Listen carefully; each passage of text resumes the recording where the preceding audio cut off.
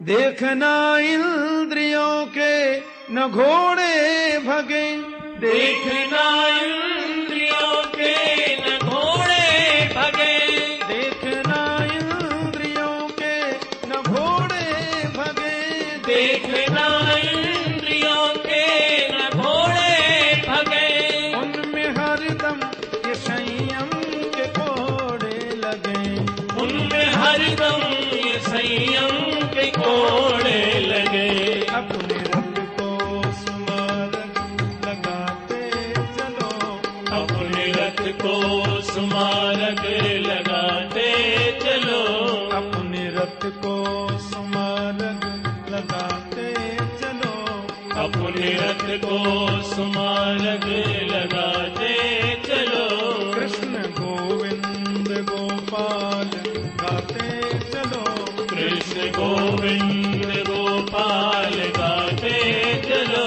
याद आएगी उनको कभी ना कभी, याद आएगी उनको कभी ना कभी, कृष्ण दर्शन तो देंगे कभी ना कभी, कृष्ण दर्शन तो देंगे कभी ना कभी। ऐसा विश्वास मन में जमाते चलो, ऐसा विश्वास मन में जमाते चलो। कृष्ण गोविंद गोपाल गाते चलो, कृष्ण गोविंद गोपाल गाते चलो। तो चौथी बात है इंद्रियों को जीतना। ये चार हम धीरे धीरे कर पाएंगे तो मन एकाग्र होगा।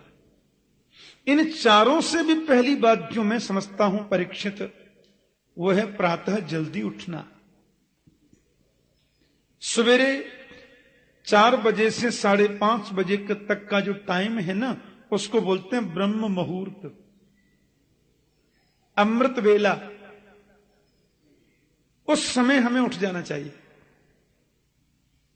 4 बजे उठ जाएं और सूर्य निकलने से पहले पहले तो स्नान कर लें। वैसे तो उठते ही सबसे पहले अपने हाथों को देखना चाहिए।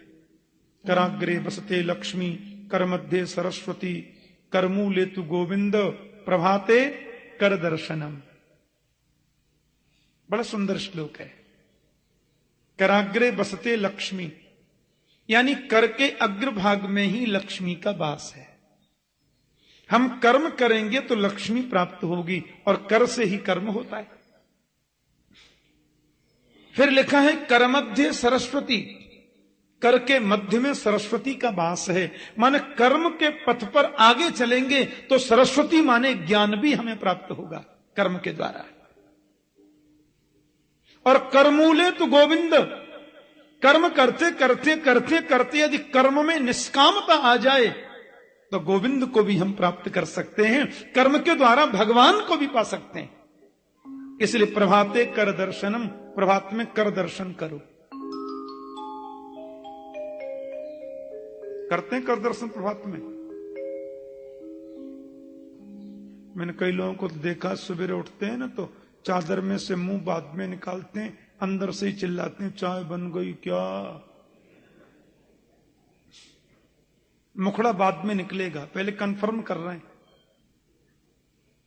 और धर्मपत्नी जी जब चाय का प्याला लेकर के आती, हां बन गई अब उठो, तब श्रीमान जी अपने मुखार बिंद को चदरिया से निकालते हैं और प्रभाते कप दर्शनम, बोलो जय श्री कृष्ण। कप दर्शन, लेकिन प्रभाते कर दर्शनम कितनी शुद्ध पद्धति ऋषियों ने बनाई। समुद्र वसने देवी पर्वतस्तन मंडले, विष्णु पत्नी नमस्तुभ्यम पाद स्पर्शम क्षमस्व।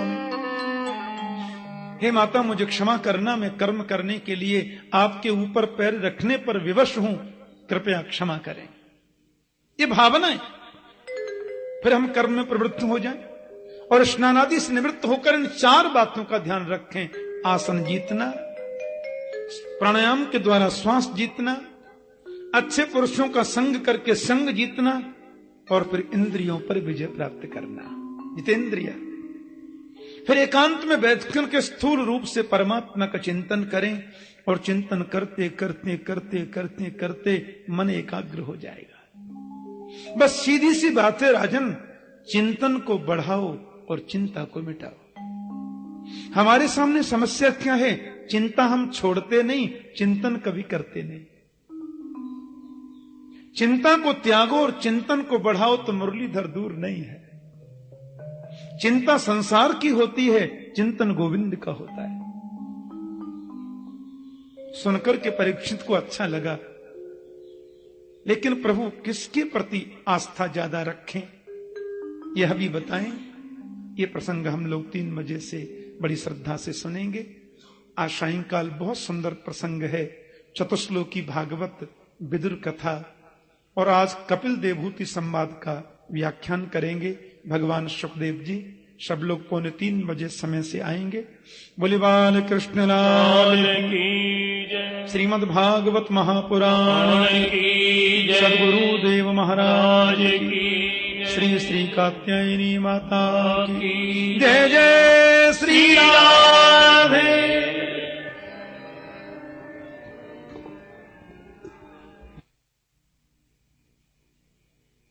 श्री श्री कात्यायनी माता की जय, श्रीमद् भागवत महापुराण की जय, सद्गुरुदेव महाराज की जय, राजा रामचंद्र भगवान की जय। जय जय श्री राधे।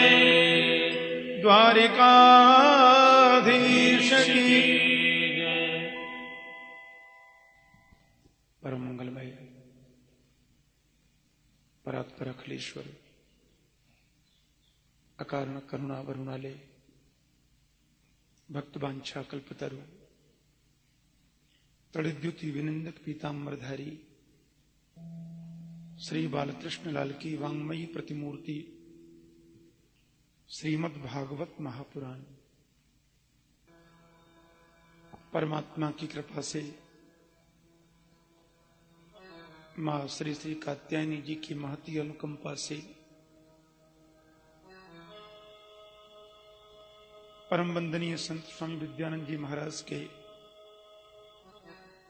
पवित्र सानिध्य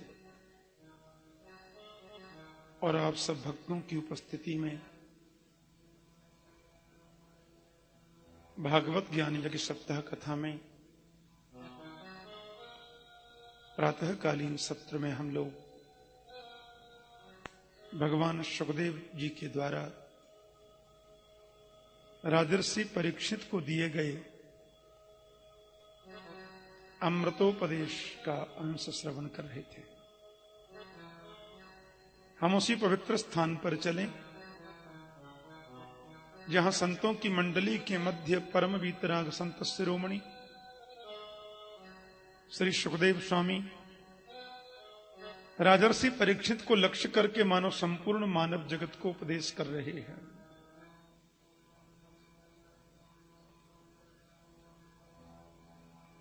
कहते हैं राजन,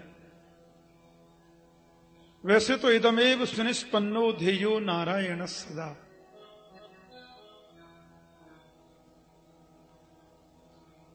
परमात्मा अनेक रूपों में है, लेकिन सबका मूल तो परात्पर नारायण है, क्योंकि सृष्टि के आदि मध्यांत में वही है और सब में समाया है। सारी सृष्टि में पहले बिल्कुल कुछ नहीं था परीक्षित। स्थावर जंगम अंडज उद्भिज स्वेदज जरायुज सृष्टि थी ही नहीं। केवल एक ही परब्रह्म श्रीमन नारायण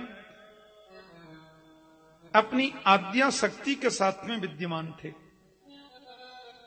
बिना शक्ति के तो शक्तिमान है नहीं।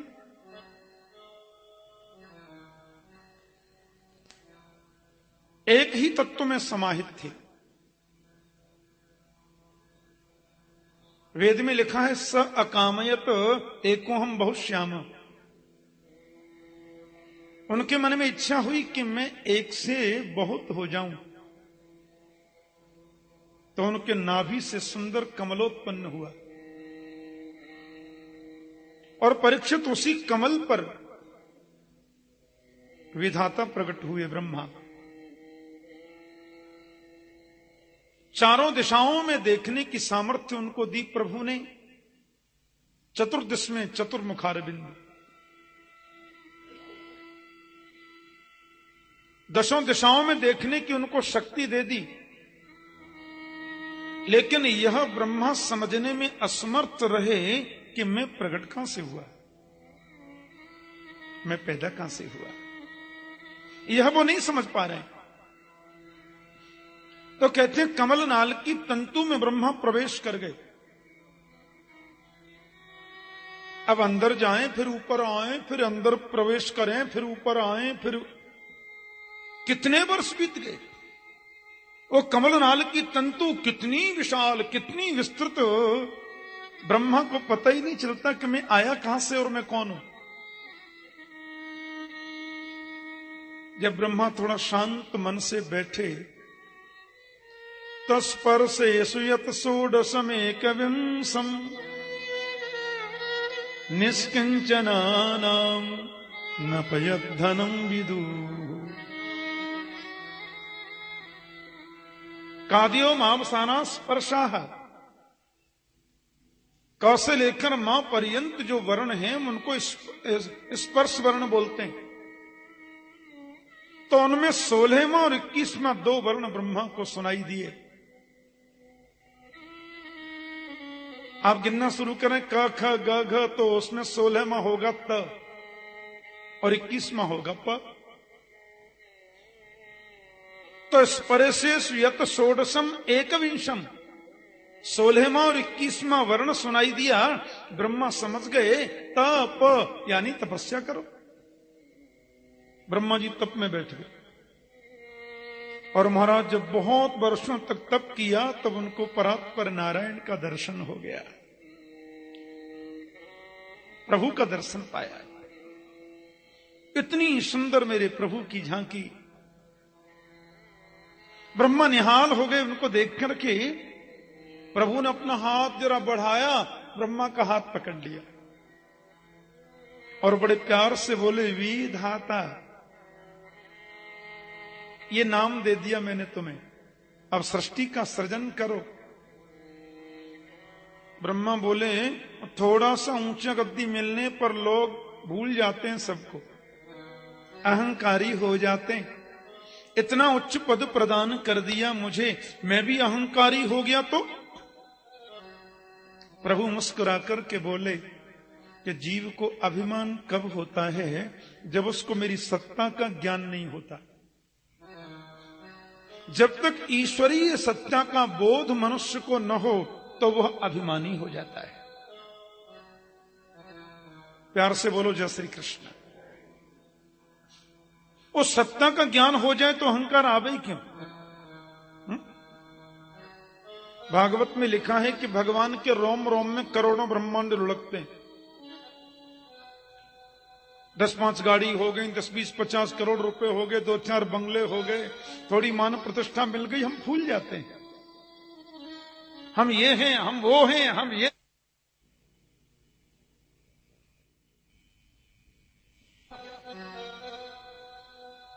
क्योंकि भगवान को हमने समझा नहीं, इसलिए हम अहंकारी हो गए।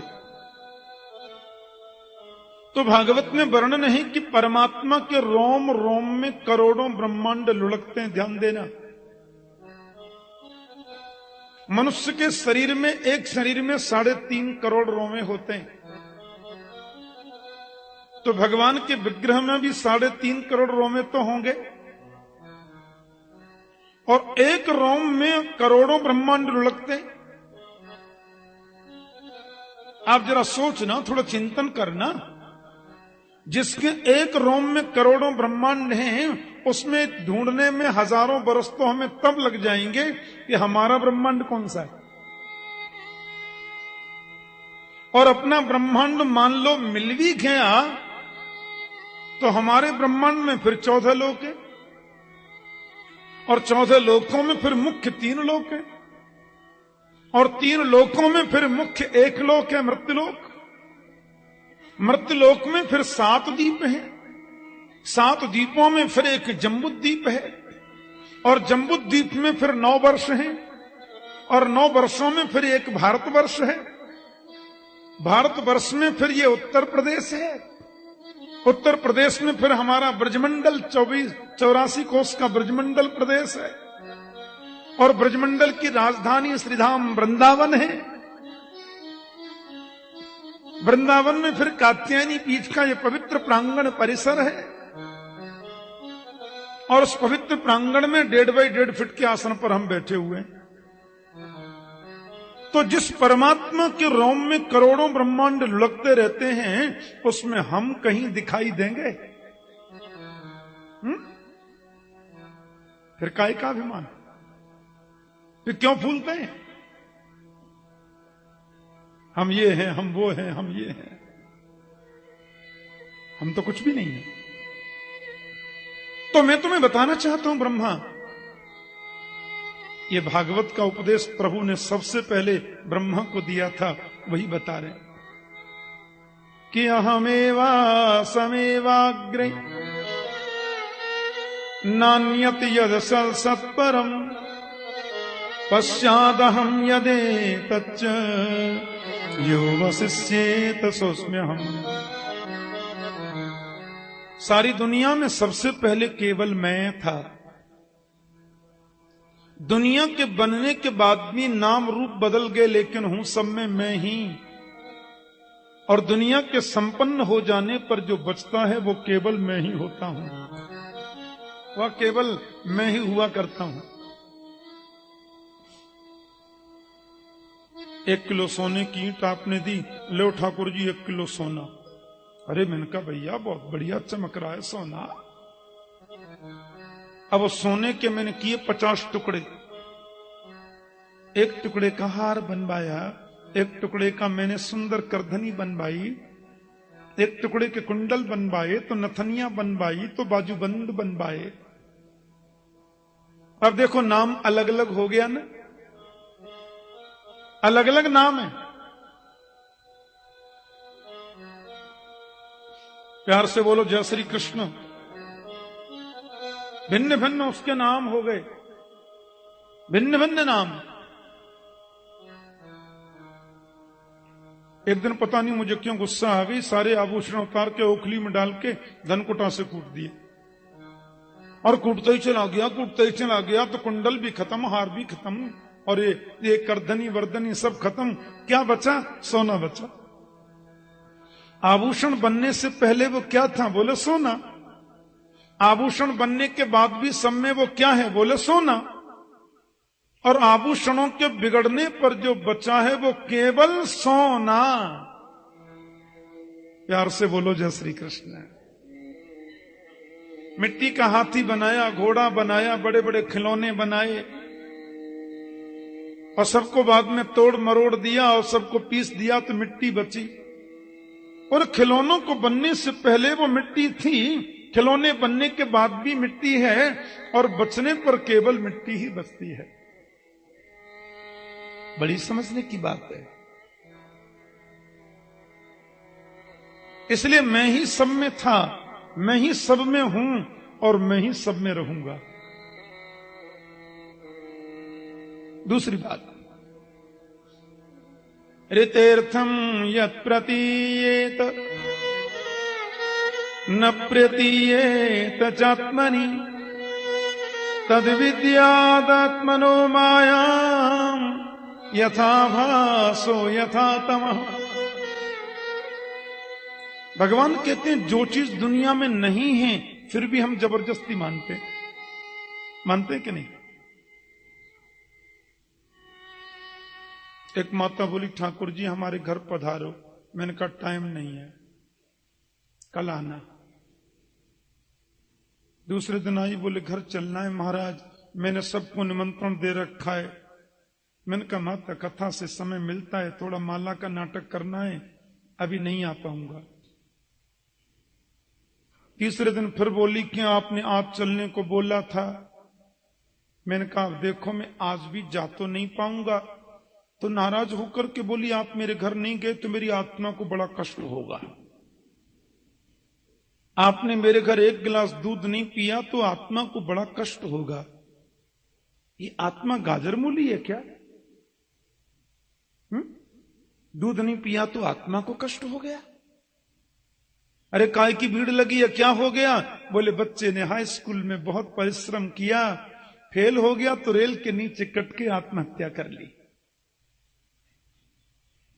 आत्मा की हत्या तो कभी होती नहीं।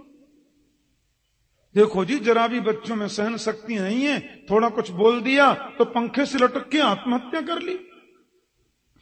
ये आत्मा की हत्या तो नहीं है, क्योंकि नात्मा जजाना न मरिष्यत नेधते सौ न क्षीयते सबनविद व्यभिचारिणाम ही। आत्मा न जजाना न मरिष्यति।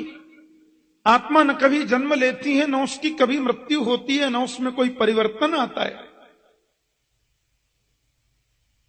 फिर जरा सा दूध नहीं पिया तो आत्मा को कष्ट हो गया, कोई पंखे में लटक के मर गया तो आत्महत्या कर ली। तो जो चीज नहीं है फिर भी हम जबरदस्ती उसको पालते हैं, और जो चीज है नित्य शुद्ध मुक्त चिन्मय शाश्वत अविनाशी, ये होने पर भी हम उसको कभी नहीं मानते। ये माया का रूप है कि यथा महांति भूतानि भूतेषु चावचिष्वनु प्रविष्टान्य प्रविष्टानि तथा तेषु न तेष्वहम्। वर्णन करते हैं जैसे पृथ्वी जल तेज वायु आकाश, ये पांचों तत्व सब में व्याप्त हैं और सबसे अलग भी हैं। अलग रहने पर भी सब में व्याप्त हैं और व्याप्त होकर भी सबसे पृथक हैं। उसी प्रकार ब्रह्मा जी मैं सब में हूं और सबसे अलग हूं। ये जानकर के उनको बहुत आनंद मिला। ब्रह्मा जी के मन में अति प्रसन्नता अनुभूति हुई।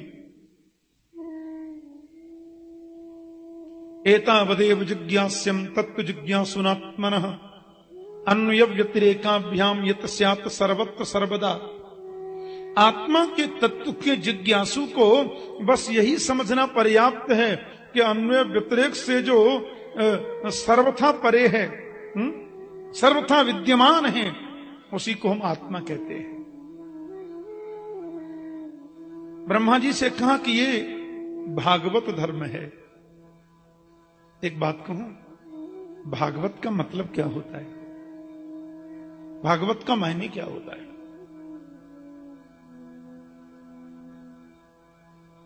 जो भगवान का है वो भागवत है। भगवान का जिसके सामने लग गया बस वो भागवत है। भगवान का जो भक्त है वो भागवत है। भगवान का जो मंदिर है वो भागवत है। भगवान का जो निवास है वो भागवत है। भगवान का जो उपदेश है वो भागवत है। भगवान का जो प्रेमी है वो भागवत है। भगवान का जो जिसके सामने का लग जाए बस खत्म बात। हाँ, और जिसके सामने भगवान का लग गया उसकी कोई बिरादरी है कुछ फर्क पड़ता नहीं है, वो तो भगवान का हो गया। यदि हम ये मानने लगें कि भगवान 5 बार नहाने वालों को मिलते हैं, कभी कभी प्रश्न उठता है भगवान जल्दी किसको मिलते होंगे जो 5 बार नहाता है।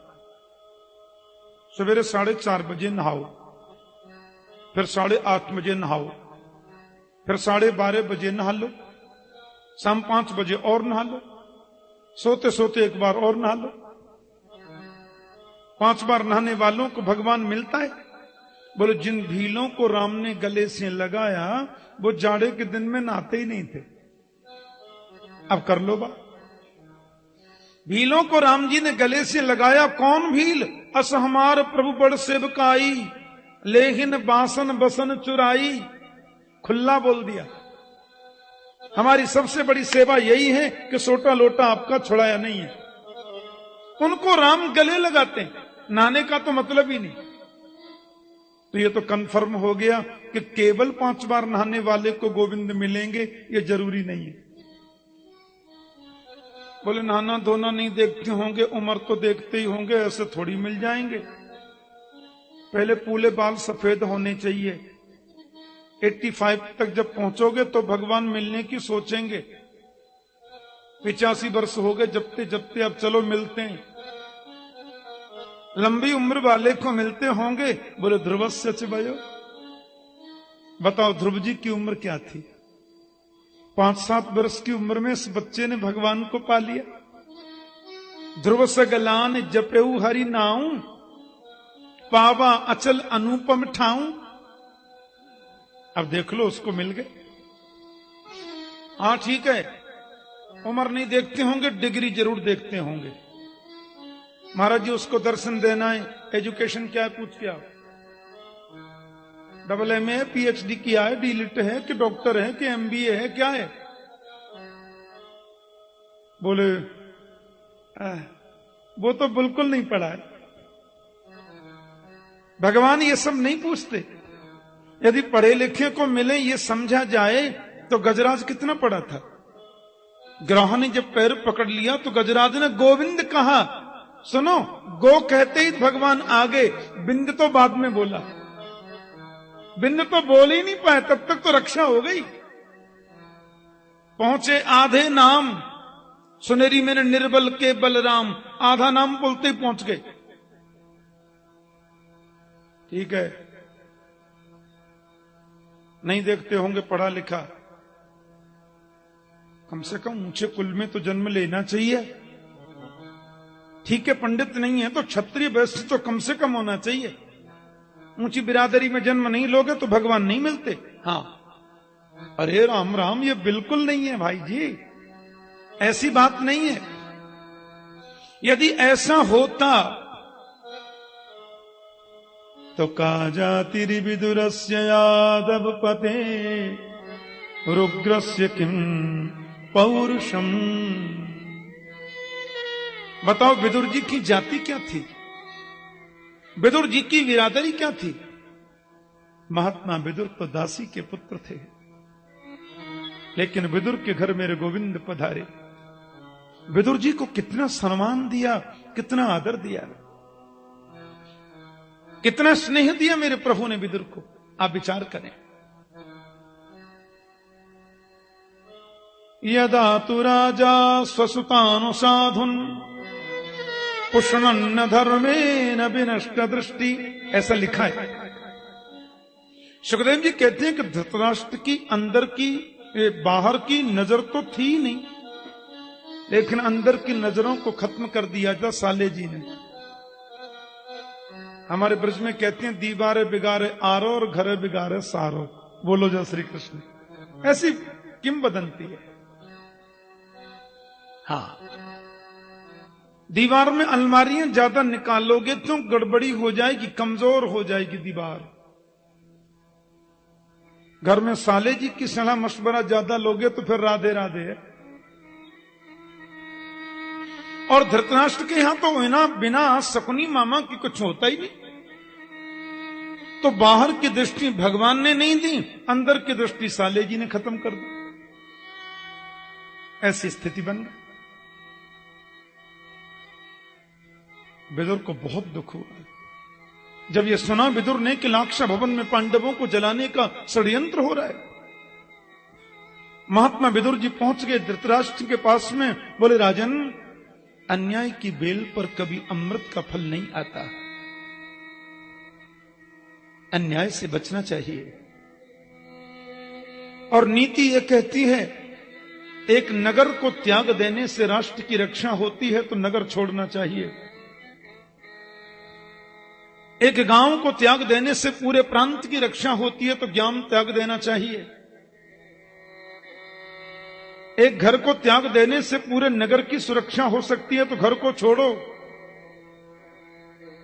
खानदान में एक व्यक्ति को त्याग देने से पूरे खानदान की सुरक्षा हो सकती है तो उसको जरूर छोड़ना चाहिए। क्षमा करना, आपके कुल में दुर्योधन कलंक बनकर के आया है और मेरा आपसे निवेदन है महाराज, ऐसा होने से रोको। पांडव कमजोर नहीं है, लेकिन वो धर्म पर चलने वाले नीतिज्ञ हैं।